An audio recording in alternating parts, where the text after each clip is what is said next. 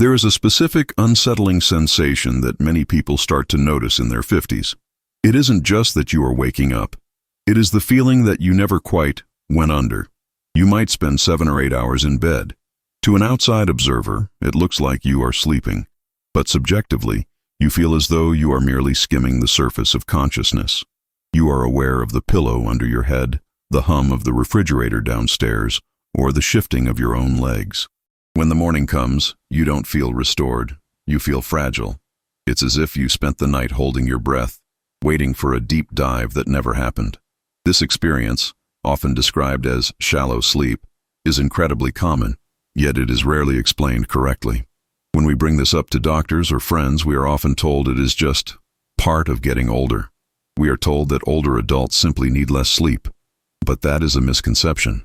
Your body's need for restoration does not shrink as you age. Your cells still need to repair, your brain still needs to flush out toxins, and your immune system still needs to reboot. The hunger for sleep is there, but the ability to access the deep menu has changed. If you have tried fixing your mattress, cutting out caffeine, and cooling down your room, strategies we have discussed before, and you still feel like you are sleeping in the shallow end of the pool, there is likely a different mechanism at play. It has to do with a biological signal that has become weak. It is not about how tired you are. It is about how clearly your body knows what time it is. To understand why your sleep has lost its depth, we have to look at a part of the body you might not associate with rest: your eyes. We tend to think of our eyes simply as cameras, tools for seeing the world, but biologically, the eye has a second, equally critical function. It is the primary anchor for your suprachiasmatic nucleus. This is a small region in the brain that acts as the master conductor for your entire body. It sets the rhythm for every hormone release, including the ones that trigger deep sleep. But here is the catch. This conductor operates entirely based on light signals received through the eyes. When we are young, the lens of the eye is crystal clear. It allows the full spectrum of light, specifically the blue daylight spectrum, to flood into the brain. This creates a high contrast signal. The brain receives a loud, clear message. It is day. Because the day signal is so strong, the night signal that follows is equally powerful. It is a high contrast system. However, as we age, the physical structure of the eye changes. The lens naturally begins to yellow and thicken. This happens to almost everyone after age 45 or 50. It is like wearing a pair of permanent, slightly tinted sunglasses.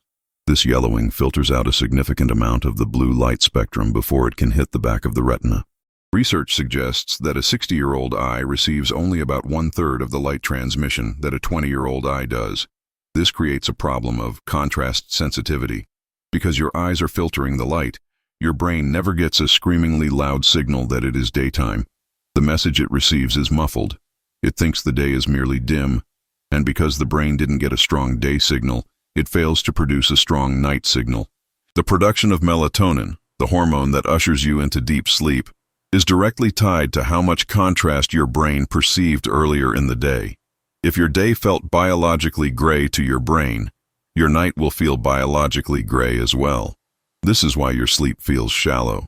You are stuck in a state of biological twilight. Your body isn't fully convinced it needs to shut down the factory for the night, so it keeps the lights half on. You drift in the lighter stages of sleep, stage 1 and stage 2, where you are easily disturbed, rather than descending into the deep, slow-wave sleep where true rejuvenation happens. The anchor of your circadian rhythm is dragging along the bottom, rather than holding the ship steady. The result is that feeling of fragility, where you are technically asleep, but physically tense and easily roused. The good news is that we can manually correct this signal. Since we know the filter, the eye, is thicker, we simply need to increase the strength of the input. We need to create artificial contrast to help the brain understand exactly when to rest. Here are 2 protocols to sharpen that signal, plus a way to support the system internally. 1. The Optical Calibration protocol. Since your eyes are filtering out light, sitting near a window is no longer enough.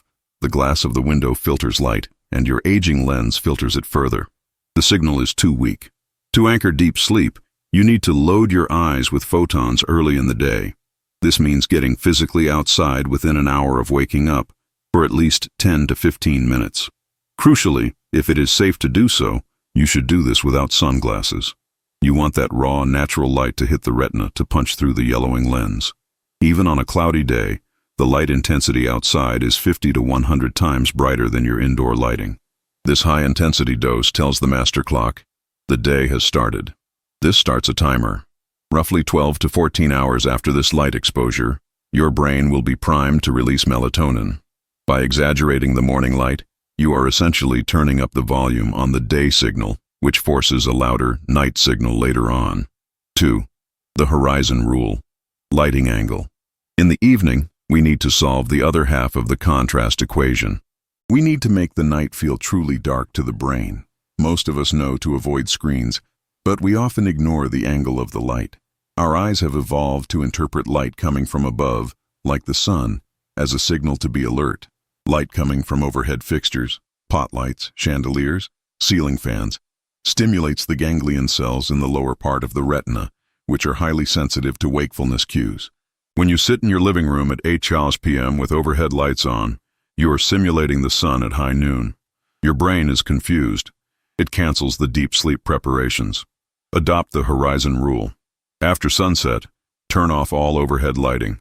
Switch exclusively to table lamps or floor lamps that sit below eye level. Light coming from a lower angle mimics the campfire or the setting sun. It is a biological cue that the day is ending. By using dim, low-angle light in the hours before bed, you protect the darkness signal.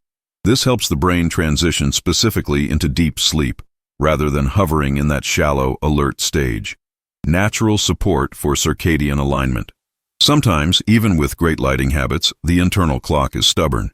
The rhythm has been flat for so long that the body struggles to produce the necessary hormonal shift on its own. In this case, natural support can be useful, not to sedate you, but to provide the building blocks for that rhythm. We aren't talking about strong synthetic hormones that override your system. We are talking about precursors and botanical compounds that help the body recognize nighttime. Certain adaptogens and amino acids can help signal the nervous system that it is safe to transition from the alert phase to the repair phase. They act like a gentle nudge to the master clock, helping to restore that high-contrast rhythm we had in our youth. For those looking to deepen their rest by supporting this specific biological mechanism, there is a resource linked in the description below. It explores a natural approach to sleep support that focuses on rhythm and depth, rather than just knocking you out. The sensation of shallow sleep is not a life sentence. It is simply a sign that your internal signals have become a little static-filled. You are living in a body that requires a louder signal than it used to. It needs brighter mornings and darker, lower-lit evenings to feel safe enough to let go. By respecting the biology of your eyes and manually creating that contrast, you can help your brain rediscover the path to deep, restorative slumber. You can move from merely skimming the surface to truly diving in. Of course, light is only one part of the equation. There are other subtle habits, specifically regarding how we breathe, that can dramatically impact our energy levels and health. If you want to learn more about simple, natural ways to support your body's vitality, click on one of the videos appearing on your screen now. I will see you there.